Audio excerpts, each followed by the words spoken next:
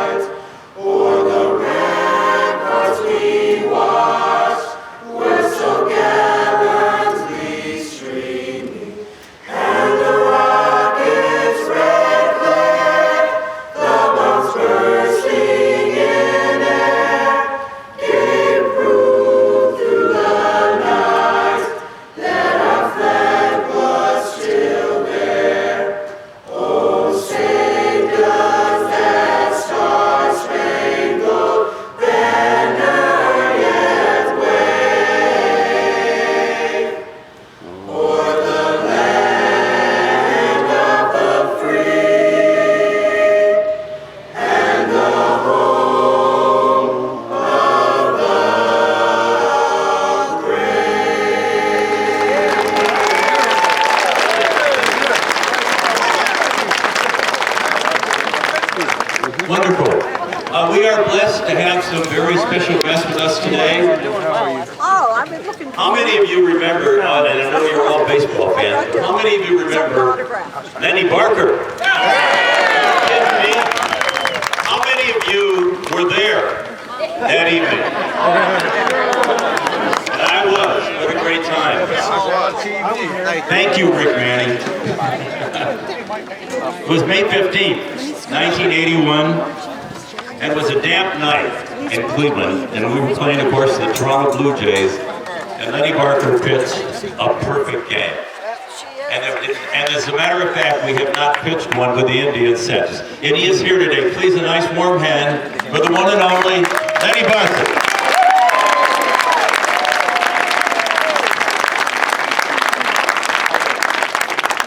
Another very special guest, Super Joe Charbonneau. How can we forget, in 1980, when Super Joe, of course, became the Rookie of the Year, and he did everything from taking the top of beer cans off with his teeth to hitting home runs and RBIs. Joe, thank you so much for coming here today.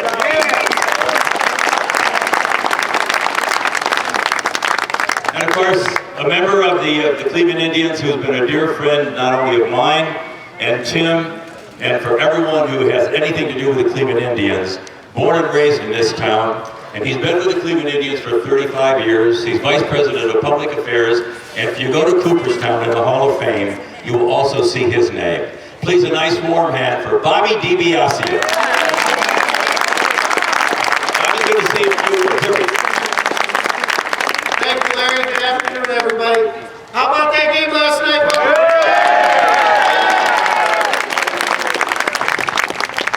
On behalf of Mr. Larry Dolan and the Dolan family and the entire Indians organization, we're so very proud to be a part of this special day here in Bedford. Our brand vision is all about creating memories, connecting generations, and celebrating families. And nothing explains that better than what we are doing here today. The memories that Larry just mentioned about two of our great players, obviously a statue dedicated to a Hall of Fame player that wore an Indians uniform. The connecting of generations, when we get to the unveiling ceremony, we're going to have our former players assist in the unveiling because they're teammates. They connect generations. They wore that same uniform. And also, when we talk about celebrating families, having the Flick family here today with us is very special. We'll be entertaining them at the ballpark tonight. And so just wonderful to be a part of this incredible day here in Bedford. Thank you and go Tribe! Thank you, Bobby.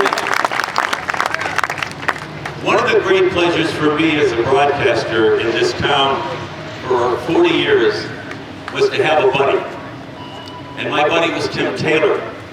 And there is no television broadcaster in the history of Cleveland who has received as many accolades from Hall of Fame to great ratings as Tim Taylor.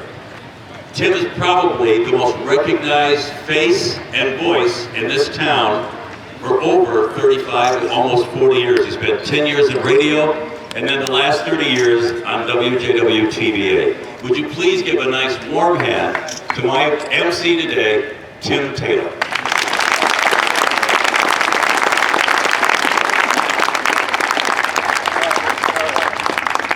Thank you, Larry. Just exactly the way I wrote that.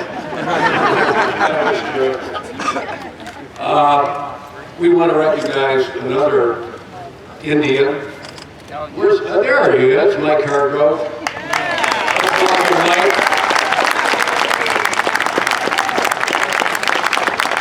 Grover is currently employed as an advisor with the Indians. He batted and threw left-handed. I did that also, but I had trouble with the curve, so I became a broadcaster. He played for the Rangers from 74 to 78, the Padres in 79, the Indians from 79 to 85, and after retiring, as you all know, he went on to manage the Indians.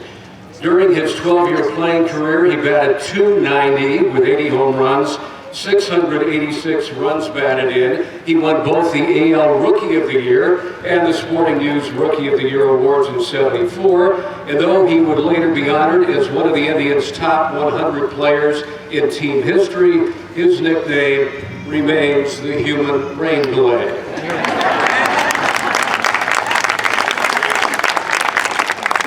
Grover holds a career Major League managerial record of 1,187 victories, including 721 with the Indians from 91 to 99. And you'll all remember he led the Indians to 5 consecutive AL Central Division titles from 95 to 99, World Series appearances in 95 and 97.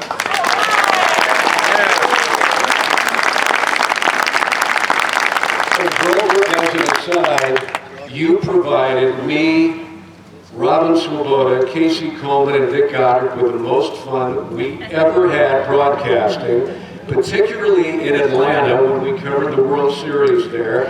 And they actually allowed us to sit in the press box, which was a huge mistake, because when Lofton, you remember this, stole second, then stole third, Goddard stood up and started cheering. Well, folks, we were reminded by the PA announcer in Atlanta, there is no cheering in the press box.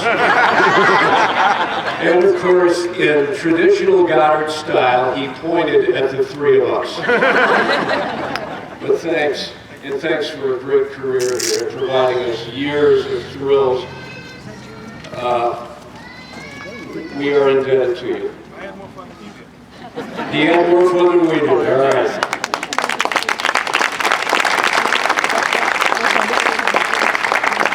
And I also have to call Goddard and tell him that this is one forecast he got right. And have the stars aligned perfectly for this event. I mean, Giambi could have been managing in Colorado, right? Instead of pulling Perez's bacon out of the fire last night. But we'll let the sports talkers, Rizzo, and all the rest of them debate that, as they were this morning, because we're here to celebrate both the Indian season of dreams and Elmer Flick's career of dreams that made him a Hall of Famer.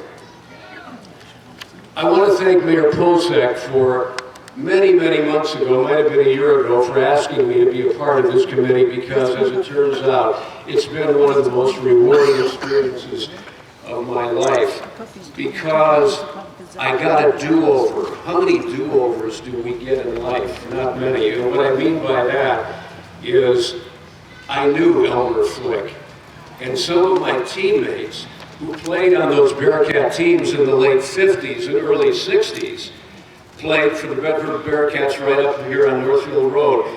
Mr. Flick loved the game of baseball so much that decades after he retired, he would come to our games and leaning on a cane behind home plate, he would be behind the screen, he would shout out instructions to us. And I want to tell you, I was one of his favorite targets because I played right field, batted left-handed, and he'd say, "Now kid, he's coming at you with a hook, don't bail out. Keep your hands back, wait on the ball." And when I bailed out, I looked back and he would just shake his head and look down. I knew then that my dream of playing for the Indians someday would end on the diamond at Bedford High School. Some of my teammates are here today. Ed Ramito, owner of Johnson Ramito Funeral Home, he was a pitcher, and I played right field, as I say. He threw such heat that the batters really didn't see it coming. But this is a true story. He had the most incredible pickoff move to first base you have ever seen. Softball pitcher, and on one occasion, his pickoff move was so amazing that he picked the guy off first base, and the batter at home plate swung at the pitch.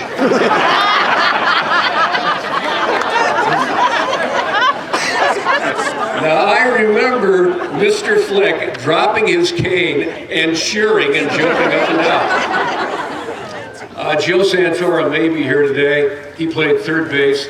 Bob Schroeder, Mr. Bedford, I'm sure is here. Bobby played left field. I know he's got to be here.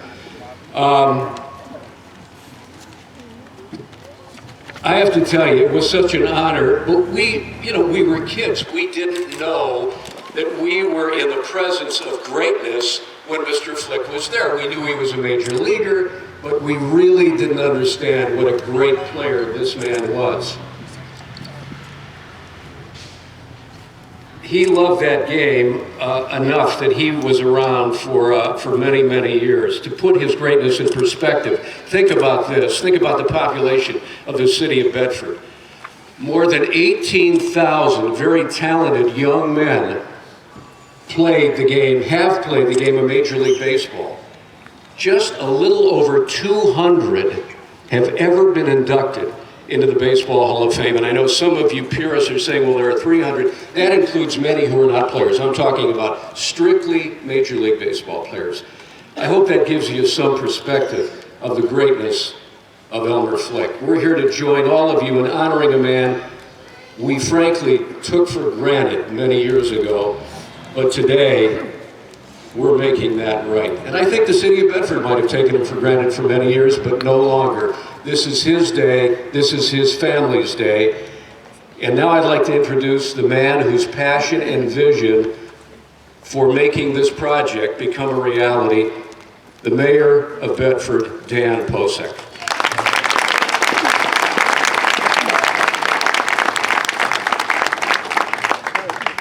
Before I came up here, I was informed by our fire chief, Dave Nagy, that they found Giambi's home run ball on Broadway. One of Bedford's own, Elmer Flick. Born here, lived here, and upon his retirement came back here and spent the rest of his years here in the city of Bedford that he loved. And by the way, he was recruited right here to play baseball, right here on this square. This square is very historical. Not only that he was recruited here, 30-some years before he had that opportunity, 202 men left here to fight for the Union armies in the Civil War. The last attempt to bring a runaway slave south was foiled here by Bedford people. So this is a very historical part, and he belongs here with our history. I won't go into the life achievements of Elmer Flick. Jim Wagner, my co-chairman, is going to present those later in the program. I want to say a little bit about how this came about and introduce some of the people who made this dream come true. Starting with Jim Wagner, my co-chairman of the Elmer Flick Committee. Jim not only had a dream, but a vision when he first approached me 8 years ago. Of course, raising funds for any project is tough, but to make a dream into reality, you need to raise money. Jim never wavered in his dream, and more people he talked to, the more he was able to have possible. I want to introduce Anthony Marcelino, president of the Bedford Automobile Association, and all the auto dealers whose donation ensured that the statue would be built. Please raise your hand from the I know Bill Clarence is here, Mark Jacobson's here. I don't see, who else? I know they're out there. Again, I want to thank them for being here. Please give them a great applause. I won't go through the whole list, but I need to point out that our local business stepped up to the plate, so to speak, and committed to making this happen. We're grateful to Benvenue Laboratories, Johnson Romeo Funeral Home, St. John Funeral Home, Russ Macetta, Larry Morrow of Nature Store right across the street, who's probably got the best view of this statue. Joe Chuney of the GPD Group, who was our city engineers, University Hospital, the Sikh Society of Bedford, Giant Eagle, who donated all the hot dogs for today, our local Rotary Club, and the Bedford Chamber of Commerce, and of course, the Cleveland Indians. We want to thank you so much for being here today.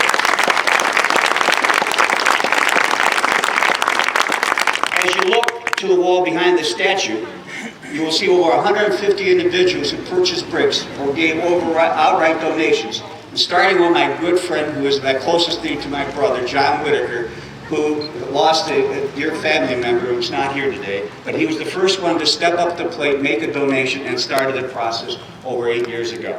And please give him a particular round of applause.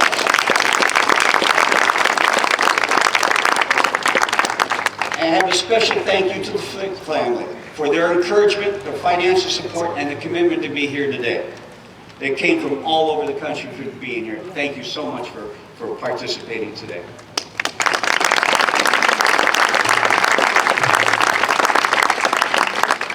No project of this size comes without problems. Even as one of the co-chairmen for the committee, you need to have people reaching out to raise funds and take care of many issues that arise.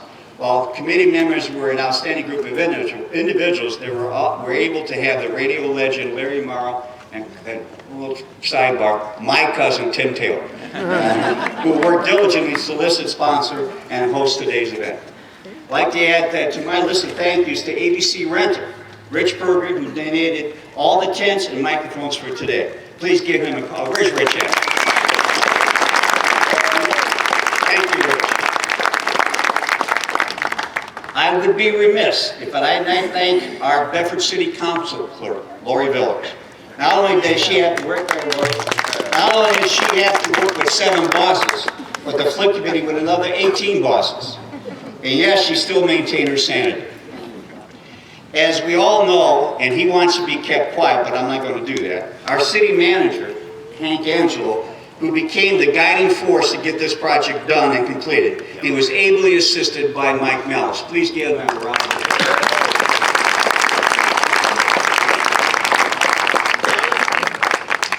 The man's probably happy to see this day end, and that's our service director,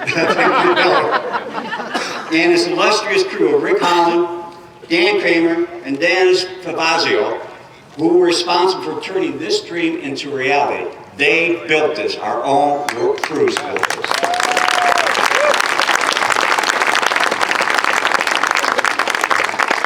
So if your project's got a little behind it in your neighborhoods, understand why, okay? And lastly, I want to thank Ron Dewey, the sculptor, who worked diligently to create this masterpiece for our community, Bedford's native son, Elmer Flick. Ron, where are you at? Right here. Right here, Dan. Oh, thank you. Thank you so much, Ron. And now, I'd like to introduce, at this point, Bedford's greatest dreamer and Flick historian, Jim Wagner, who will give you some details about Elmer's life. Jim?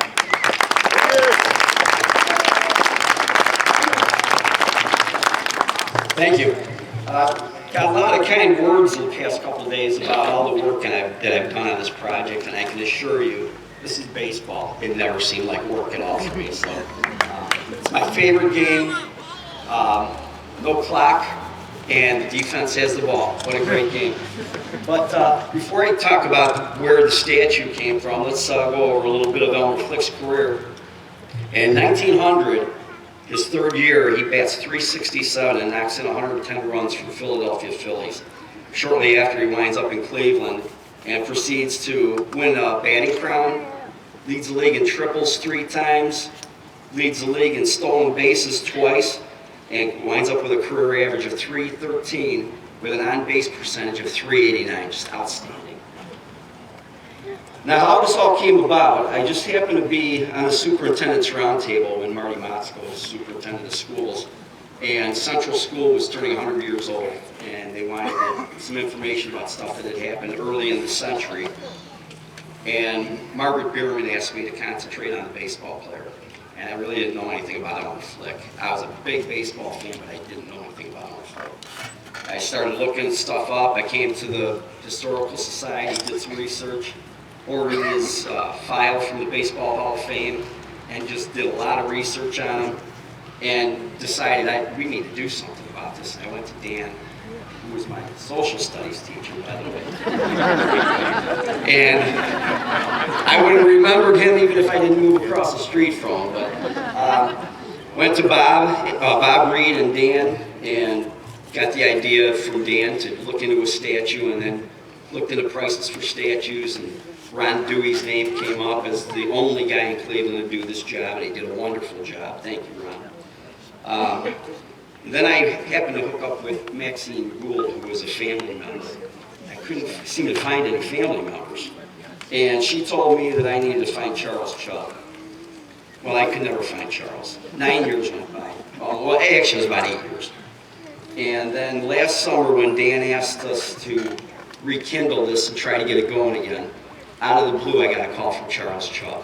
And he's become a great friend. He's a really great guy. Everybody, you should come and talk to this guy. He's a wonderful guy. Then, earlier this year, we decided to go talk to the Auto Mile Association. It was the best thing we ever did. We put on a little dog and pony show, and they went for it, and we walked out of there like we won the World Series. So, that's how this all came about. And now a member from the family is going to speak. Mary Knowles, who is Charles' sister, she's got a PhD in psychology. She wrote this, and Catherine McCall is going to read for the family.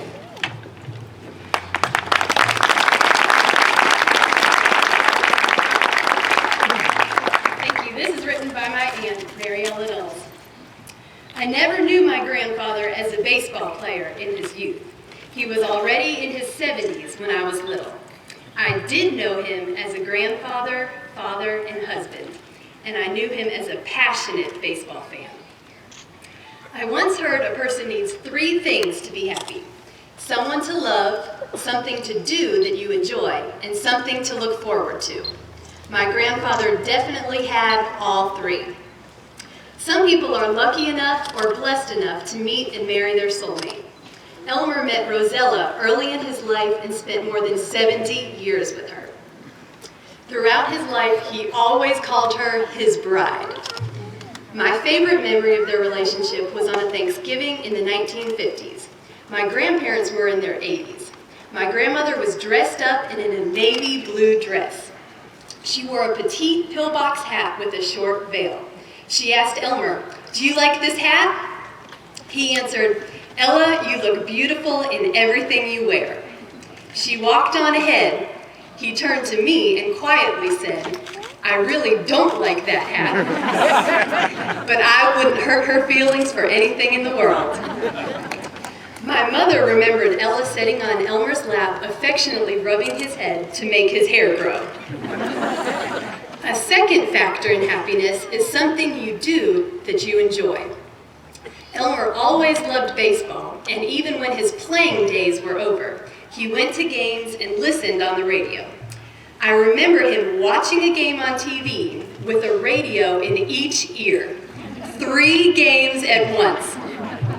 How he would have loved to record a number of games on Major League Baseball cable packages to replay later. He enjoyed going to high school games, hoping to find the next big star. He answered every fan letter personally. He really knew all the players and all the stats, even in his 90s. A third factor in happiness is something to look forward to. Of course, he always enjoyed family visits, but in baseball, there's always the excitement of the possibilities. Who's coming up from the minors? Who's getting traded? Who's developing? and there's always the hope of the playoffs and the World Series. Even as he approached the age of 95, the thrill remained. I can imagine the excitement he would have if he were here today, to cheer on the Cleveland Indians in their race to the playoffs. In addition to someone to love, something meaningful to do, and something to look forward to, I would also add a fourth factor, and that would be a place to call home. My grandfather began and ended his life right here near this very square. His roots were here. His family was here. Baseball was here. This was his home. Elmer Flick was not only a great player, but a great man. In honor of my grandfather and on behalf of our entire family, we thank you for this wonderful tribute. He would also be so thankful to be remembered for the game he loved, which gave him so much to look forward to remember, and to share with the people in the town he loved.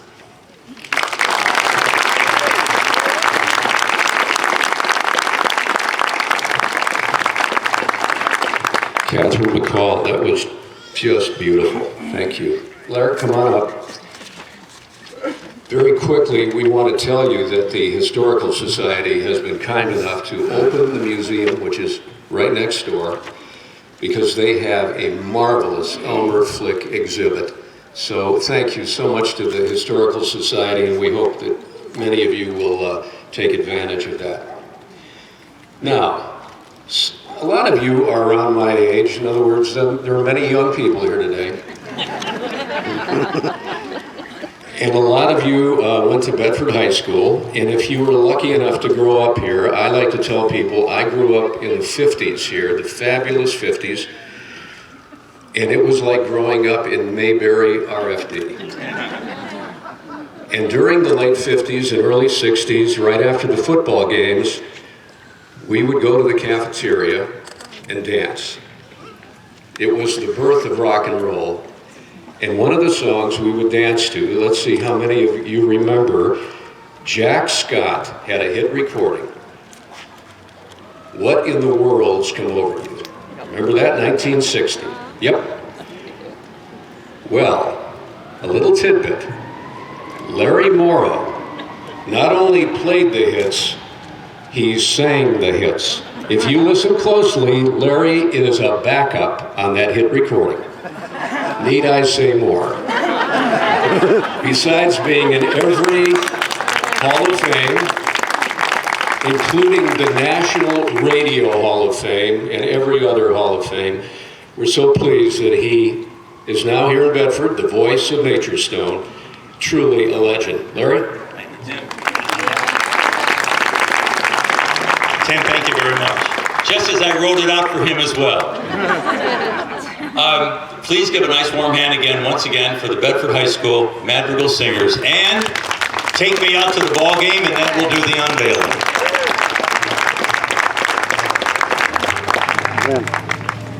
Ren.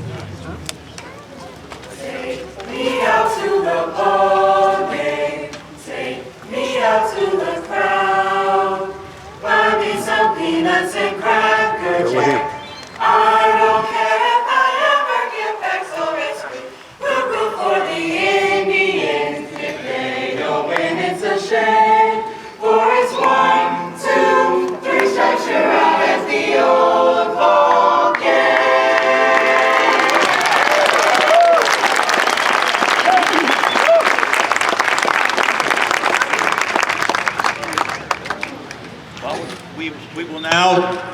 We will now do the unveiling. Super Joe Charbonneau, Bear Dan Posick, Lenny Barker, Mike Hargrove, and a member of the Flick family, the Elmer Flick family. They're all here. Should we count it down? 10, 9, 8, 7, 6, 5, 4, 3, 2, 1. Yes!